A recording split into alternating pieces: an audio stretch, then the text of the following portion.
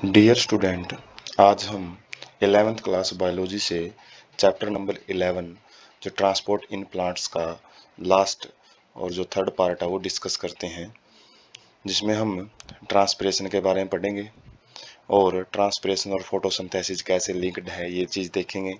और लास्ट में जो फूड का ट्रांसपोर्ट होता है फिलोम के द्वारा, उसके अंदर हम मास फ्लो हाइपोथेसिस है वो भी देखेंगे।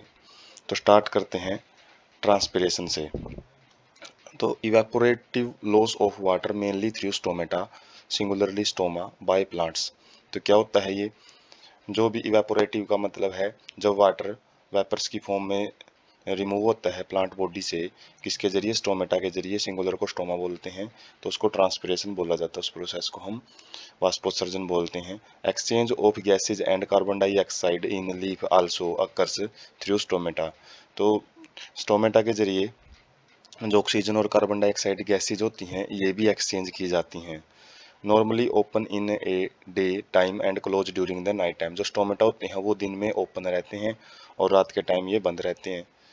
इन डोर्सो वेंट्रल जो कि डाइकोटिलेडोनल लीफ होती हैं उनके अंदर लोअर सरफेस ऑफ लीफ की जो लोअर सरफेस होती है वहाँ पे ग्रेटर नंबर ऑफ स्टोमेटा पाए जाते हैं, जबकि जो अपर सरफेस होती है जिसको एडेक्जियल सरफेस बोला जाता है, लोअर वाली को एबैक्सियल सरफेस बोला जाता है। तो एबैक्सियल सरफेस पे ज़्यादा स्टोमेटा पाए जाते हैं, जबकि एडेक्सियल सरफेस पे कम स्टोमेटा है वो पाए जाते हैं। इन आइसोबाइलेटरल जो कि मोनोकोटिलेडोनल लीफ आती हैं उनके अंदर लगभग इक्वल नंबर ऑफ स्टोमेटा हैं, वो दोनों सरफेस पे पाए जाते हैं, चाहे वो अपर सरफेस हो चाहे वो लोअर सरफेस हो। ओपनिंग और क्लोजिंग ऑफ स्टोमेटा। तो जो स्टोमेटा है उनकी ओपनिंग और क्लोजिंग है वो किस बेस पे की जाती है, क्या प्रोसेस रहती हैं वो देखेंगे। Inner wall of each guard cell, जो गार्ड सेल्स होती हैं जो स्टोमेटा को कवर करती हैं, जो सुरक्षित करती हैं, जैसे गार्ड होता है जो वो अपने जो प्रोटेक्शन के लिए होता है, तो इसी प्रकार से जो स्टोमेटा है उसकी जो ओपनिंग और क्लोजिंग का काम है वो गार्ड सेल्स करती हैं। और जो गार्ड सेल्स की इनर वॉल होती है जो कि पोर्स की तरफ प्रेजेंट होती हैं, स्टोमेटल अपर्चर जिसको बोला जाता है, तो उसकी तरफ वाली वाल्स हैं वो थोड़ी मोटी होती हैं, थिक होती हैं, और इलास्टिक का मतलब है वो अपनी शेप वगैरह है वो चेंज कर सकती हैं, फ्लेक्सिबल होती हैं।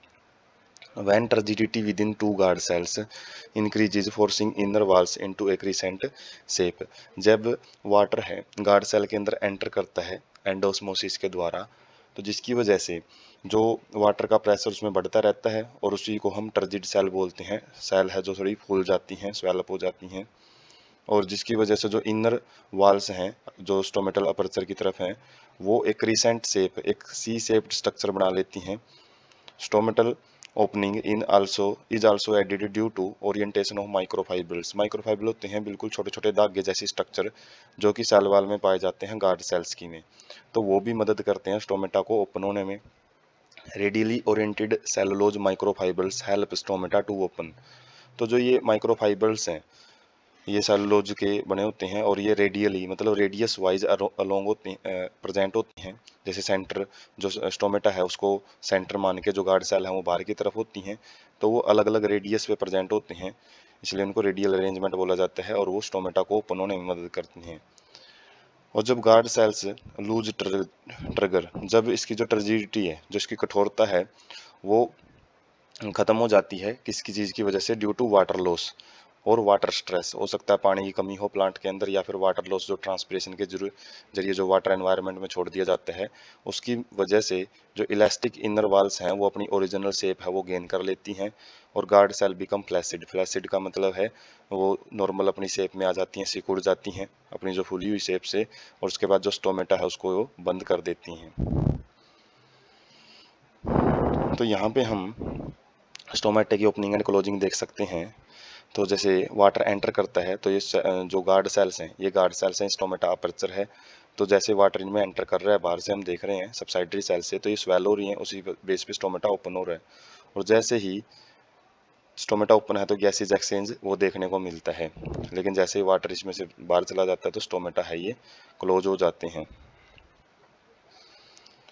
और ये जो ट्रांसपिरेशन होता है वाटर सरफेस से, जो वाटर जो प्लांट बॉडी की जो सरफेस होती है लीव्स वगैरह से, तो वो वाटर वेपर्स की फॉर्म में जो वेपर्स बनते हुए जो दिखाई दे रहे हैं वो इस फॉर्म में होते हैं। उसके बाद फैक्टर इन्फ्लुएंसिंग ट्रांसपिरेशन, कौन से वो फैक्टर हैं जो कि ट्रांसपिरेशन को इफेक्ट करते हैं। एक्सटर्नल फैक्टर, बाहरी वातावरण के अंदर क्या क्या ऐसे फैक्टर मौजूद मिलेंगे जिससे ट्रांसपिरेशन है कम या ज़्यादा देखने को मिलता है। जैसे टेम्परेचर है ज़्यादा होगा तो जो ट्रांसपिरेशन है वो ज़्यादा मिलेगी, लाइट भी यदि ज़्यादा है तो ट्रांसपिरेशन ज़्यादा मिलेगा, और ह्यूमिडिटी यदि आर्द्रता यदि नमी ज़्यादा है तो उसकी वजह से जो ट्रांसपिरेशन है वो कम हो जाता है। विंड स्पीड का मतलब हवा कितनी स्पीड से चल रही है तो ट्रांसपिरेशन भी ज़्यादा देखने को मिलेगा वहाँ पे। इंटरनल फैक्टर्स में number and distribution of stomata, stomata कितने प्रेजेंट है, जितने ज़्यादा स्टोमेटा प्रेजेंट होंगे उस हिसाब से ट्रांसपिरेशन भी ज़्यादा रहेगा। Percent of open stomata, stomata कितने ओपन है, मतलब टोटल स्टोमेटा में से जितनी परसेंटेज, मतलब ज़्यादा से ज़्यादा यदि परसेंटेज में स्टोमेटा ओपन है तो वाटर लॉस ज़्यादा रहेगा। And water status of plant, plant के अंदर पानी की कितनी प्रेजेंस है उसकी वजह से भी स्टोमेटा की ओपनिंग एंड क्लोजिंग डिपेंड करती है। और उसके बाद कैनोपी स्ट्रक्चर, कैनोपी का मतलब होता है जो प्लांट की एक्सटर्नल जो स्ट्रक्चर होती हैं, जो उसके लीफ हैं किस तरीके से जो उसकी ब्रांचेज हैं वो अरेंज होती हैं तो उसको कैनोपी बोला जाता है। तो वो स्ट्रक्चर भी जो ट्रांसपिरेशन है उसको इफेक्ट करती हैं। फिजिकल प्रॉपर्टीज ऑफ वाटर, तो ये भी इफेक्ट करती हैं, जैसे कोहेसन होता है, mutual attraction between the water molecule, जो हमने पिछले जो वीडियो के जो चैप्टर के पिछले पार्ट में भी डिस्कस किया था, कोहेसन एडेशन। तो ये क्या होते हैं, यदि वाटर मॉलिक्यूल के बीच में ही फोर्स ऑफ अट्रैक्शन हो तो उसको कोहेसन बोला जाता है। एडहेशन में क्या होता है, attraction of water molecules to polar surface such as the surface of tracheary element, जो ट्रैकरी मतलब जाइलम के ही कुछ अलग अलग कंपोनेंट होते हैं उसमें ट्रैकिड्स आते हैं, ट्रैकिड्स और वेसल्स में ही जो वाटर है वो मूव करता है। जब वाटर के मॉलिक्यूल्स किसी पोलर सरफेस के साथ फोर्स ऑफ अट्रैक्शन शो करते हैं तो उसको एडहेशन बोला जाता है। उसके बाद सरफेस टेंशन, ये क्या होता है, water molecule are attracted to each other in the liquid phase more than to water in gaseous phase, जब वाटर के पार्टिकल लिक्विड फेज में होते हैं तो वो एक दूसरे के साथ ज़्यादा फोर्स ऑफ अट्रैक्शन है वो शो कर पाते हैं, और जिसकी वजह से जो सरफेस पे जो वाटर मॉलिक्यूल होते हैं वो एक अनइक्वल फोर्स ऑफ अट्रैक्शन है उनके बीच में देखने को मिलता है, क्योंकि नीचे की तरफ जो पार्टिकल्स हैं जो लिक्विड फॉर्म में है जो वाटर के मॉलिक्यूल जो सरफेस के पार्टिकल से जस्ट नीचे हैं वो ज़्यादा फोर्स ऑफ अट्रैक्शन उनके ऊपर लगाते हैं, जिसकी वजह से ऊपर की सरफेस पे एक टेंशन सी बनी रहती है, एक अनइक्वल फोर्स ऑफ अट्रैक्शन वो बना रहता है सरफेस पे, उसी को सरफेस टेंशन बोला जाता है। और जो ये प्रॉपर्टीज हैं, give water high tensile strength, इससे क्या होता है, वाटर को एक बड़ी मजबूती मिलती है, that is an ability to resist a pulling force and high capillarity, जिसकी वजह से जो पुलिंग फोर्स है उसको ये ज़्यादा से ज़्यादा अपने उसको अवशोषित कर सकते हैं, उससे प्रतिरोध कर सकते हैं। जैसे जो प्लांट के अंदर जो वाटर को ऊपर की तरफ खींचा जाता है तो जो एक मास फ्लो बनता है, एक जो स्ट्रीमिंग बनती है पानी का, जो एक लगातार बह जाना, वो आसानी से टूटता नहीं है। और हाई कैपिलरिटी का मतलब है जैसे कैपिलरी छोटी बिल्कुल फाइन ट्यूब होती हैं जो लैब के अंदर देखने को मिलती है केमिस्ट्री लैब में, तो उनमें क्या है वाटर अपने आप एक हाइट तक पहुंच जाता है। तो वो प्रॉपर्टी भी इन्हीं 3 प्रॉपर्टी होती हैं जो वाटर की उनकी वजह से देखने को मिलती हैं। In plants capillarity is aided by small diameter of tracheary element, और जो कैपिलरिटी है जो फाइन ट्यूब का प्लांट्स में कैसे पाई जाती हैं, ये जो पतले पतले ट्रैकरी एलिमेंट्स होते हैं बिल्कुल थिन नैरो, तो उनके अंदर जो वो भी एक कैपिलरी ट्यूब का काम करते हैं, और उस कैपिलरिटी की वजह से वाटर है उसको ऊपर जाने में जो अपवार्ड मूवमेंट में मदद मिलती है। जैसे ट्रैकिड और वेसल एलिमेंट्स हैं वो बिल्कुल फाइन डायमीटर के होते हैं, स्मॉल डायमीटर के। System of xylem vessels from root to leaf vein can supply needed water, जो जाइलम वेसल्स का जो सिस्टम बना हुआ है रूट से लेके लीफ तक, तो वो मेनली वाटर को सप्लाई करने का काम करता है। उसके बाद transpiration and photosynthesis A compromise, मतलब जो फोटोसिंथेसिस और ट्रांसपिरेशन आपस में इंटरलिंक्ड प्रोसेस होती हैं, तो वो देखेंगे। सबसे पहले ट्रांसपिरेशन में क्या क्या इवेंट्स होते हैं। Creates transpiration pool for absorption and transportation of plant, plant के अंदर जो ट्रांसपोर्टेशन और एब्जॉर्प्शन प्रोसेस अलग अलग होती हैं तो उनके लिए एक ट्रांसपिरेशन पूल क्या पढ़ा था हमने, जो वाटर का मूवमेंट होता है रूट से अलग अलग पार्ट्स के पास, तो उसमें ट्रांसपिरेशन पूल है वो बड़ा इंपॉर्टेंट रोल प्ले करता है। तो वो ट्रांसपिरेशन की वजह से ये होता है। सप्लाई वाटर फॉर फोटोसिंथेसिस, तो ये वाटर भी सप्लाई करता है फोटोसिंथेसिस में। जो CO2 और H2O के बीच में जो प्रोसेस होती है, ग्लूकोज बनता है, तो उसमें जो वाटर प्रोवाइड किया जाता है वो ट्रांसपिरेशन के जरिए ही प्रोवाइड किया जाता है। Transport minerals from the soil to the all part of the plant, और साथ में जो अलग अलग मिनरल्स होते हैं वाटर के अंदर घुले हुए, तो उनको भी ये मिट्टी से जड़ों के द्वारा अवशोषित करके अलग अलग भागों में पहुंचाने का काम करता है ट्रांसपिरेशन ही। कूल लीफ सरफेस, जैसे ही वाटर उड़ता है इवेपोरेशन की फॉर्म में, तो वो क्या कर देता है, जहाँ से उड़ा है वहाँ पे हीट लेके उड़ता है, जिसकी वजह से वहाँ की जो टेम्परेचर है वो कम हो जाता है। जैसे लीफ सरफेस से उड़ेगा तो वहाँ पे 10 से 15 डिग्री जो सेल्सियस है वो कम हो जाता है। इवेपोरेटिंग काज कूलिंग, हमने ये केमिस्ट्री में पढ़े हैं 10th क्लास 9th क्लास में, कि जिसकी वजह से यदि इवेपोरेशन होती है तो वो ठंडा बना देता है सरफेस को। Maintains shape and structure of the plant by keeping cell turgid, और जब वाटर अच्छा खासा प्रेजेंट है यदि प्लांट के अंदर, तो उनकी जो सेल हैं वो भी टर्जिड मतलब नॉर्मल, मतलब जो फूली हुई शेप में मिलेंगी, कठोर मिलेंगी। And active photosynthesising plant has an insatiable need for water, और यदि कोई भी प्लांट लगातार फोटोसिंथेसिस करता जा रहा है तो उसके अंदर जो वाटर की जो नीड रहती है वो इनसेटिएबल का मतलब है जिसकी पूर्ति पूरी ना की जा सके, वो लगातार पानी को अवशोषित ही करता चला जाता है। और फोटोसिंथेसिस के अंदर क्या क्या जो है ये हेल्पफुल होती है, limited by available water which can be swiftly depleted by transpiration, तो जो फोटोसिंथेसिस है ये भी वाटर की अवेलेबिलिटी की वजह से लिमिटेड रहती है, मतलब कंप्लीट होएगी तो वाटर की नीड इसमें ज़रूरत होती है, और जिसको which can be swiftly depleted by transpiration, मतलब उस लिमिटेशन को ट्रांसपिरेशन के द्वारा जो वाटर, वो एक ट्रांसपिरेशन पुल के जरिए जो वाटर ऊपर लिया जा रहा है, लीव्स के अंदर लेके आया जा रहा है, तो उससे जो लिमिटेशन है थोड़ी सी वो कम की जा सकती है। Humidity of rain forest is larger cause cycling of water from root to leaf atmosphere and back to the soil, जो आर्द्रता बनी होती है रेन फॉरेस्ट में, जो सदाबहार वन होते हैं जहाँ पे काफ़ी सारे जो पेड़ हैं लगातार फोटोसिंथेसिस करते रहते हैं और ट्रांसपिरेशन उनमें से होता रहता है, जिसके द्वारा जो वाटर है वो रूट से लीफ में आएगा, लीफ से एटमोस्फियर में, और फिर वापस मिट्टी में बारिश के जरिए जो बारिश होती है, रेनिंग होती है, तो उसके जरिए वापस मिट्टी में चला जाता है। इवोल्यूशन ऑफ C4 सिस्टम, तो ये जो ट्रांसपिरेशन और फोटोसिंथेसिस के बीच में इंटरेक्शन से ही जो for maximising availability of CO2 and minimising water loss को मिनिमाइज करने के लिए जो, और CO2 की अवेलेबिलिटी को ज़्यादा से ज़्यादा बनाए रखने के लिए C4 प्लांट्स के अंदर एक स्पेशल टाइप की मॉडिफिकेशन पाई जाती है जो हम आगे के चैप्टर में डिस्कस करेंगे। तो वो मॉडिफिकेशन भी जो ट्रांसपिरेशन और फोटोसिंथेसिस में जो वाटर एक इम्पोर्टेंट रोल प्ले करता है, उसी की वजह से उन्होंने अपने आप को डेवलप किया है। C4 plant are twice as efficient, C3 C4 plant अलग अलग प्लांट की फॉर्म होती हैं जिनके अंदर जो फर्स्ट स्टेबल कार्बन प्रोडक्ट है वो अलग अलग बनता है। तो जो C4 प्लांट होते हैं उनमें जो फर्स्ट स्टेबल प्रोडक्ट बनता है कार्बन, जब जो CO2 वो अवशोषित करते हैं एनवायरनमेंट में से जो पत्तों में जाती है, तो वो एक 4 कार्बन के कंपाउंड में बदलती है, तो उसी की वजह से उनको C4 सिस्टम या C4 प्लांट बोला जाता है। और C3 के अंदर वो CO2 जब एब्जॉर्ब करते हैं एटमॉस्फेयर से, तो वो सबसे पहले 3 कार्बन कंपाउंड के मॉलिक्यूल में बदलती है। तो जो C4 प्लांट होते हैं वो ज़्यादा एफिशिएंट, ज़्यादा कारगर होते हैं किस मामले में, जो CO2 को एब्जॉर्ब करके उसको फोटोसिंथेसिस उसका करने में। फिक्सिंग कार्बन डाइऑक्साइड का मतलब है कार्बन डाइऑक्साइड की जो गैसियस फॉर्म है उसको ग्लूकोज की फॉर्म में बदलने में बड़े एफिशिएंट रहते हैं C3 से ज़्यादा।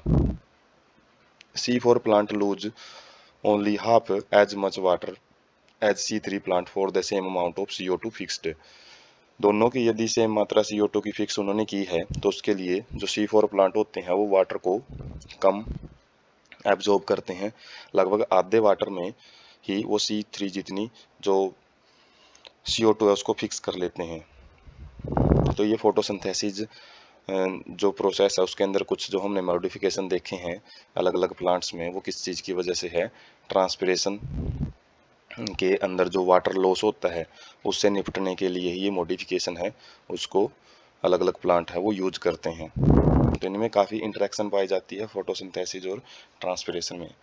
उसके बाद है uptake of mineral ions can not be passively absorb by root due to 2 factors, तो जैसे हमने वाटर पढ़ा था, वाटर का डिफ्यूजन के द्वारा अवशोषित किया जाता है रूट्स के द्वारा, तो जो मिनरल्स आयंस होते हैं इनको पैसिवली एब्जॉर्ब नहीं किया जा सकता, क्योंकि minerals are charge particle which can not move across cell membrane. जो सेल मेम्ब्रेन होती है प्लांट की, जो प्लांट की सेल मेम्ब्रेन प्लाज्मा मेम्ब्रेन होती है, उसमें से इतना आसानी से जो मिनरल्स हैं चार्ज्ड होने की वजह से वो एंटर नहीं कर पाते।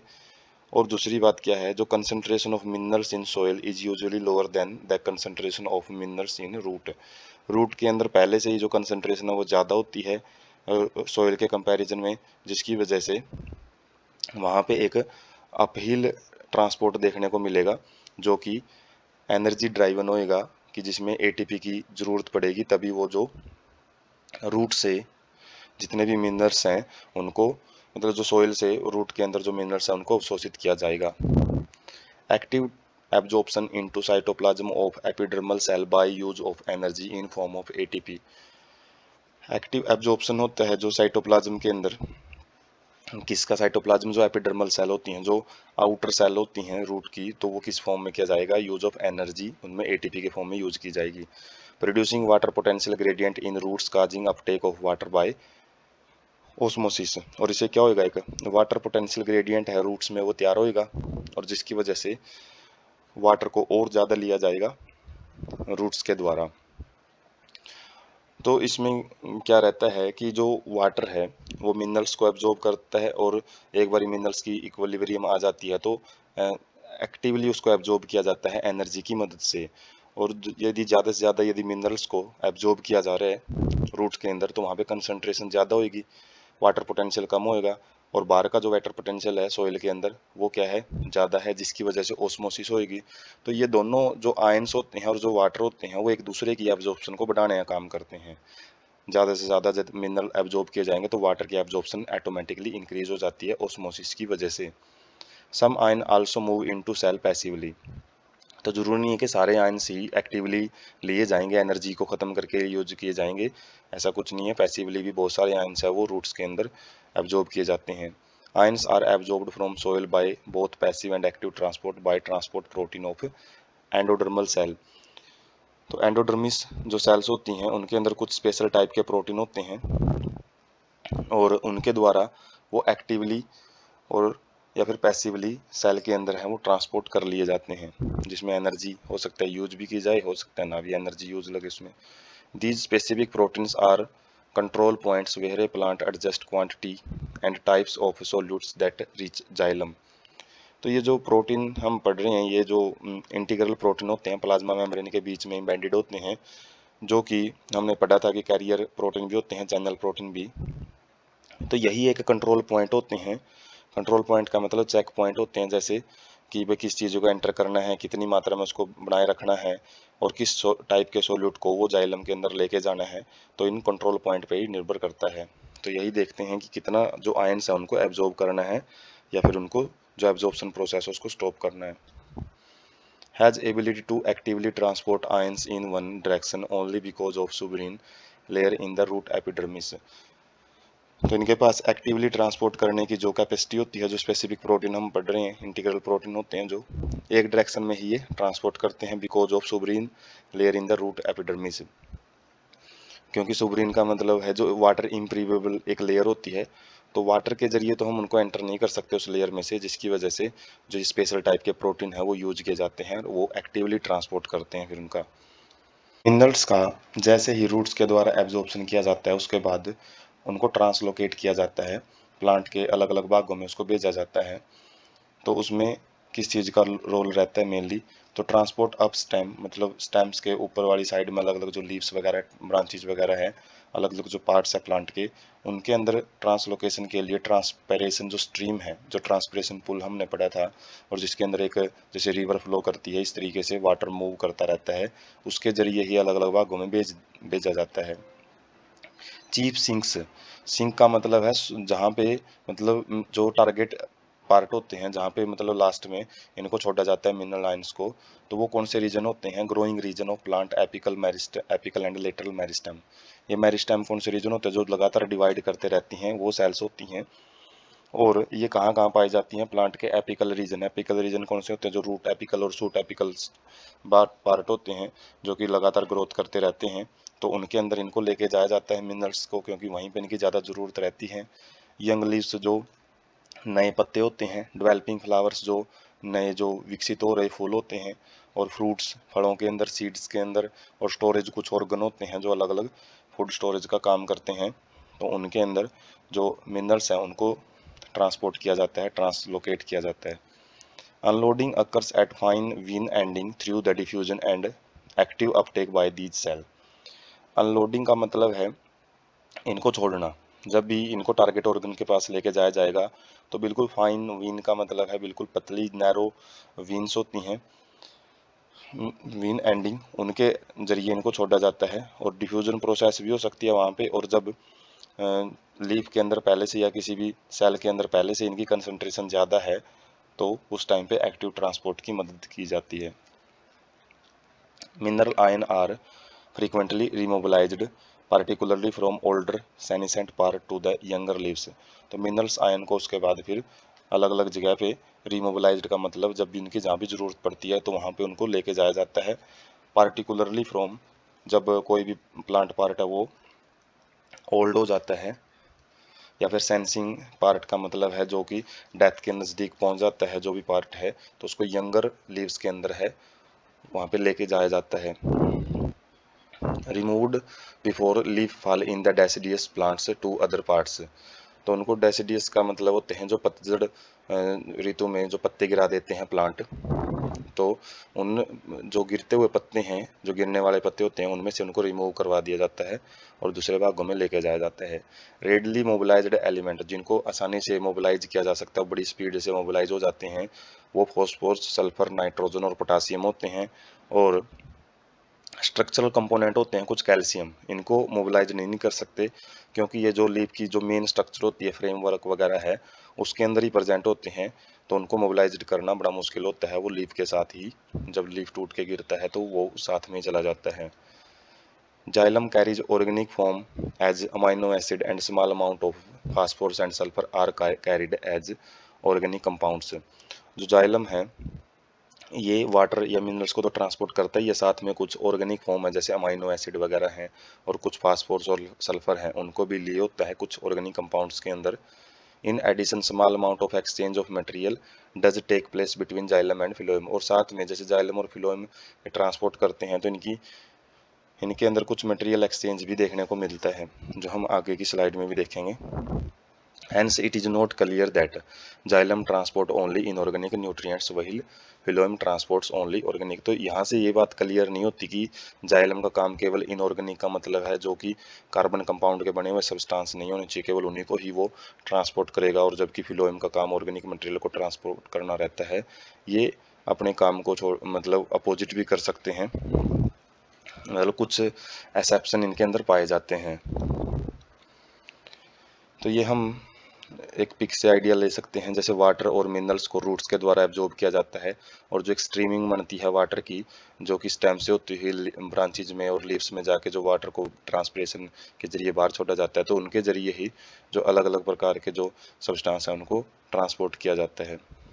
और ये अलग अलग जो सब्सटेंस हैं जैसे CO2 पौधा लेगा, O2 को छोड़ेगा, और शुगर है जो उसको अलग अलग पार्ट्स के अंदर भेजा जाता है। तो मेन बात है जो मिनरल्स का ट्रांसपोर्टेशन है वो मेनली वाटर स्ट्रीमिंग के द्वारा होता है, जो एक स्ट्रीमिंग का मतलब है एक धारा प्रवाह तरीके से एक लय में ही बहता रहता है जिसमें पानी, तो उसके ज़रिए इनको ट्रांसपोर्ट किया जाता है। उसके बाद है phloem transport, flow from source to sink. Phloem transport का मतलब है जो फूड का मेनली ट्रांसपोर्ट किया जाता है वो फिलोएम टिश्यू के द्वारा होता है, और इसमें जो सोर्स टू सिंक, सोर्स का मतलब है खाने को जहाँ पे वो खाना बन रहा है वहाँ से, सिंक का मतलब है जो उसका टारगेट ऑर्गन है भाई कहाँ तक लेके जाना है उसको, तो उसमें ये रोल प्ले करता है phloem transport.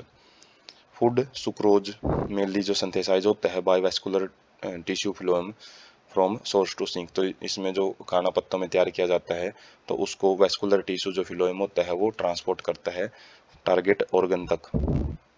Source is leaf while sink is that part that need or store food। तो सोर्स है वो लीफ होता है, जो किचन ऑफ प्लांट भी बोला जाता है, जहाँ पे खाना तैयार होता है पौधों का, और जो सिंक है वो क्या रहते हैं, वो प्लांट पार्ट जिनको इसकी ज़रूरत है या फिर जो इसको स्टोर करते हैं अनफेवरेबल कंडीशंस के लिए। सोर्स एंड सिंक में भी reversed depending on season and plant needs. Source और सिंक हैं ये अलग अलग भी हो सकते हैं, जैसे हमने फिलोएम के अंदर मल्टी डायरेक्शनल ट्रांसपोर्ट देखा था, जो शुरुआती पार्ट था वीडियो इसका चैप्टर का, उसके अंदर। तो ये सोर्स और सिंक चेंज भी हो सकते हैं अलग अलग कंडीशन पे। जैसे शुगर स्टोर्ड इन रूट में be mobilised to become a source of food in early spring when buds of the tree need energy for growth and development.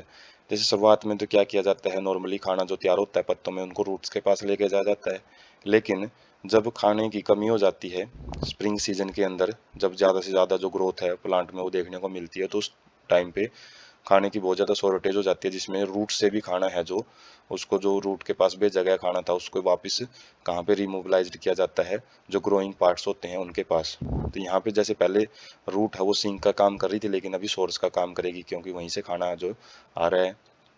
Direction of movement in phloem can be upward और downward. तो इस वजह से हम देख सकते हैं कि जरूरी नहीं है लीव से रूट की तरफ ही खाना जाए, और रूट से अलग अलग पार्ट्स में लीव की तरफ भी खाना आ सकता है, इसलिए इसको बाई डायरेक्शनल फ्लो है वो बोलते हैं। Hence food in phloem sap can be transported in any required direction. तो जो खाना है फिलोएम सैप के अंदर, सैप मतलब जो एक फ्लूइड भरा होता है फिलोएम के अंदर, तो उसमें से किसी भी डायरेक्शन में है वो पास किया जा सकता है। Phloem SAP is mainly water and sucrose. ये आ गया फीमेल, यो फिलोएम सैप क्या होता है, इसके अंदर मेनली तो वाटर होता है, साथ में सुक्रोज भी रहता है। But other sugars hormones amino acid are also transported और ट्रांसलोकेटेड थ्रू फिलोएम। तो इसके अलावा साथ में जो शुगर वगैरह होती हैं, हार्मोन्स कुछ होते हैं जो प्लांट ग्रोथ हार्मोन्स होते हैं, जैसे प्लांट ग्रोथ रेगुलेटर होते हैं, और अमाइनो एसिड है उनको भी ट्रांसपोर्ट किया जाता है। तो ये हम फिलोएम की जो स्ट्रक्चर है वो देख सकते हैं। इसमें मेनली तो ये ट्यूब होती हैं। इन ट्यूब की खास बात क्या होती है, एक परफोरेटेड वाल के द्वारा ये ट्यूब हैं वो सेपरेट होती हैं, और ये ट्यूब क्या करती हैं, मेनली इनके अंदर जो फिलोएम सैप है वो भरा होता है और जो शुगर है उसका ट्रांसपोर्ट करती हैं, साथ में जो अलग अलग कंपोनेंट्स हैं तो उनके भी ट्रांसपोर्टेशन में मदद करती हैं। उसके बाद प्रेशर फ्लो और मास फ्लो हाइपोथेसिस, जो कि फिलोएम ट्रांसपोर्ट में मदद करती हैं, वो हम हाइपोथेसिस है वो एक थ्योरी है वो पढ़ते हैं। Glucose is prepared at source by photosynthesis and it is converted to sucrose a disaccharide. तो ग्लूकोज जैसे ही तैयार होता है फोटोसिंथेसिस में प्रोसेस में, तो उसको एकदम से सुक्रोज के अंदर है, सुक्रोज क्या है, एक डाइसैकेराइड है जो ग्लूकोज और फ्रक्टोज से मिलकर बनता है, तो उसके अंदर उसको कन्वर्ट कर दिया जाता है। तो ये इवेंट्स हैं, थ्योरी क्या कहती है उसके अलग अलग इवेंट हैं कि स्टार्टिंग में जो ग्लूकोज बनेगा, उसके बाद उसको डाइसैकेराइड में बदला जाएगा, उसके बाद क्या है जो खाना ही बना है उसको लोडिंग प्रोसेस में क्या है, then moved in the form of sucrose into companion cell. Companion cell क्या होती हैं, जाइलम, ये जो फिलोएम होता है फिलोएम का ही एक कंपोनेंट होता है, and then into the living phloem sieve tube cells by active transport. तो शुरुआत में जो बिल्कुल सेंटर में होती हैं जो सीव ट्यूब्स होती हैं उनके बाहर कंपेनियन सेल होती हैं, कंपेनियन सेल के पास न्यूक्लियस प्रेजेंट होता है जो कि सीव ट्यूब्स के फंक्शन को रेगुलेट करता है। और जैसे ही एक बार सीव ट्यूब्स में जो लिविंग सीव ट्यूब्स में जो खाने को कंपेनियन सेल के जरिए ही लेके आया जाता है, और एक्टिव ट्रांसपोर्ट के जरिए सीव ट्यूब्स में जो फूड है उसको लोड किया जाता है। उसके बाद produce a hypertonic condition in the phloem. और जैसे जो सुक्रोज की मात्रा यदि बढ़ती जा रही है वहाँ पे, तो जिसकी वजह से जो कंसंट्रेशन है बहुत ज़्यादा हाई हो जाती है, और जिसकी वजह से जो वाटर है एडजेसेंट जाइलम, तो जाइलम और फिलोएम बिल्कुल पास पास रहते हैं ये, तो वाटर को जाइलम से खींच लिया जाता है ओस्मोसिस के द्वारा, तो वाटर है वो जाइलम से फिलोएम के अंदर आ जाता है, और जिनकी वजह से सेटअप है water gradient, water potential gradient, जिसकी वजह से एक प्रेशर है वहाँ पे डेवलप हो जाता है, क्योंकि साथ में तो उसके अंदर सुक्रोज है उसको भेजा जा रहा है, साथ में वाटर भी वो साइड से ले रहा है ओस्मोसिस के जरिए, जिसकी वजह से एक प्रेशर जो जनरेट होएगा, उसकी वजह से जो सारा जो खाना है वो एक मास फ्लो के रूप में, जैसे वो स्ट्रीमिंग पढ़ी थी हमने, एक स्ट्रीमिंग जैसे रिवर रन करती है, तो इसी तरीके से यहाँ पे भी जो फूड है वो एक मास फ्लो के रूप में आगे बढ़ता है फिलोएम के अंदर। Osmotic pressure move xylem phloem sap to area of lower pressure, और जैसे एक जगह पे प्रेशर हाइयर हुआ है तो वो लोअर प्रेशर की तरफ है जो फूड और वाटर को ट्रांसपोर्ट करना शुरू कर देता है इसी ऑस्मोटिक प्रेशर की वजह से। Cytoplasmic strand pass through the holes in the सीव plates so forming the continuous filament. तो जो साइटोप्लाज्मिक स्ट्रैंड्स का मतलब क्या होता है, जो एक साइटोप्लाज्म एक साथ मूव कर रहा है वो किस में से पास होएगा, जो होल्स हैं, सीव प्लेट्स होती हैं जो दो सेल्स के बीच में होती हैं, इनके बीच में छिद्र होता है और उन छिद्रों से क्या है, जो ये सैप है, फिलोएम सैप, वो लगातार आगे मूव करता रहता है। एट सिंक, जब ये टारगेट ऑर्गन के पास जो फूड है वो पहुंच जाता है तो osmotic pressure is reduced by active transport. तो वहाँ पे जो ऑस्मोसिस है, ये तो पैसिव ट्रांसपोर्ट था, लेकिन वहाँ पे जो ऑस्मोटिक प्रेशर है उसको कम किया जाता है एक्टिव ट्रांसपोर्ट के द्वारा। तो उसमें क्या किया जाता है, जो सुक्रोज है उसको फिलोएम सैप से बाहर निकाला जाता है उन सेल्स के पास जहाँ पे पहले से ही शुगर हो सकता है ज़्यादा हो, which will use sugar converting it into energy, starch और सेलुलोज।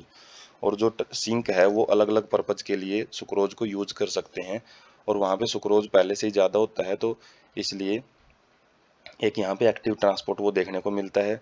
और यदि ज़्यादा नहीं भी है फिर भी ये वो पैसिवली वो वहाँ पे मूव कर सकता है, लेकिन ज़्यादा एक एक्टिव ट्रांसपोर्ट है वहाँ पे पाया जाता है।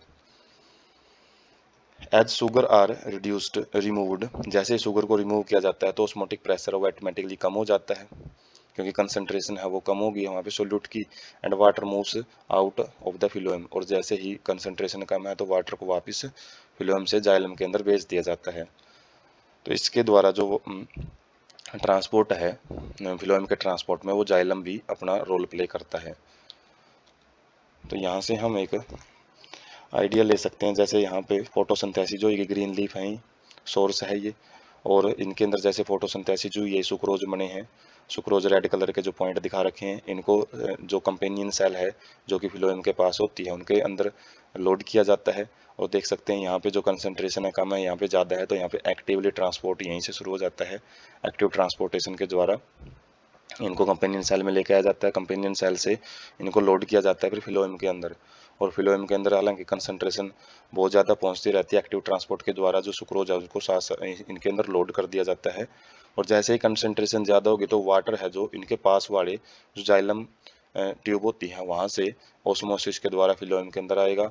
और जैसे ही यहाँ पे प्रेशर बिल्डअप होएगा तो लोअर प्रेशर, जैसे यहाँ पे सबसे ज़्यादा हायर प्रेशर है, यहाँ पे लोअर है, उसके बाद यहाँ पे और ज़्यादा लोअर है, तो एक प्रेशर ग्रेडियंट बनने की वजह से जो सैप है वो किसी भी डायरेक्शन में जा सकता है, अपवर्ड डायरेक्शन में भी, लोअर डायरेक्शन में भी। और सिंक जो ये जो टारगेट ऑर्गन है, तो वहाँ पे क्या किया जाता है, कंपेनियन सेल्स में जो सुक्रोज है उसको लिया जाता है। और उसके बाद देख सकते हैं यहाँ पे सोर्स के अंदर पहले से ही सुक्रोज ज़्यादा है और यहाँ पे कम है, तो इसके लिए दोबारा फिर एक्टिव ट्रांसपोर्ट है यहाँ पे यूज किया जाएगा। और जैसे ही यहाँ पे सुक्रोज को बाहर निकाल दिया जाता है तो कंसंट्रेशन कम हो जाती है, और कंसंट्रेशन कम होएगी तो वाटर को फिर दोबारा से जाइलम के अंदर है वो मूव कर दिया जाता है। तो वाटर का जस्ट इतना रोल रहता है कि वो एक प्रेशर ग्रेडियंट है उसको बनाने में इम्पोर्टेंट रोल प्ले करता है। उसके बाद है गिल्डलिंग एक्सपेरिमेंट। ये एक्सपेरिमेंट देखा जाता है कि फिलोएम है किस तरीके से जो फूड की मूवमेंट है वो करवाता है। तो इसके अंदर क्या किया जाता है, used to identify the tissue through which food is transported. ये प्लांट का वो टिश्यू पता करने में इस्तेमाल किया जाता है इस एक्सपेरिमेंट का जो कि फूड को ट्रांसपोर्ट करता है। On the trunk of a tree a ring of bark up to a depth of phloem layer can be carefully removed. तो इस एक्सपेरिमेंट में क्या किया जाता है, जो तना होता है, तने की जो छाल है, तो उसको फिलोएम टिश्यू तक बिल्कुल केयरफुली रिमूव कर दिया जाता है, ऊपर ऊपर वाला पोर्शन हटा दिया जाता है केवल डेप्थ ऑफ फिलोएम। तो फिलोएम लेयर को भी हटा दिया जाता है, फिलोएम लेयर को भी यहाँ पे हटाएंगे और जो सेंट्रल पोर्शन है वो बच जाता है बस। इन absence of downward movement of the food portion of the बारक, और जैसे हमने फिलोएम बीच में से हटा दिया है तो उसकी वजह से क्या रहेगा, जो ऊपर से जो खाना आ रहा है वो स्टेम के अंदर है वो इकट्ठा होना शुरू हो जाएगा उस सिरे के ऊपर, और जिसकी वजह से जो स्टेम है वो स्वोलन फूलता रहेगा और कुछ वीक्स के अंदर वहाँ पे उबार है वो देखने को मिलेगा। जो ऊपरला भाग है जो कि खाना ले ऊपर से आएगा ना, जो रूट्स की तरफ जाएगा, तो जिस भी जगह पे हमने जो पोर्शन हटाया है तो उसके जगह पे एक स्वोलन है, एक उबार है वो देखने को मिलेगा। Transport take place in one direction i.e. towards the root. तो ट्रांसपोर्ट है वो वहाँ पे एक डायरेक्शन के अंदर देखने को मिलेगा, रूट्स की तरफ। तो इसको पिक से ज़्यादा हम क्लियर कर सकते हैं। जैसे किसी भी स्टेम को, किसी भी हमने प्लांट लिया, प्लांट के स्टेम को हमने उसके फिलोएम का जो हिस्सा है वो हटा दिया, ये वाला हिस्सा यहाँ पे हटा रखा है। और उसके बाद क्या देखेंगे हम थोड़े टाइम के बाद, जो वहाँ पे जो स्वोलन है, वो जो प्लांट का अपर वाला पार्ट है, क्योंकि फूड है ऊपर से आ रहा है रूट्स की तरफ, तो वो आगे मूव कर ही नहीं पा रहा है, क्योंकि वहाँ पे हमने जो फिलोम है वो टिश्यू हटा ही दिया जो कि फूड ट्रांसपोर्ट करता है। तो जिसकी वजह से वहाँ पे उबार बनता रहेगा। और ये काफ़ी जो एक इस स्वोलन नेचर का बनना ही, स्वोलन पार्ट का बनना ही ग्रिडलिंग एक्सपेरिमेंट के अंदर ऑब्जर्व किया जाता है।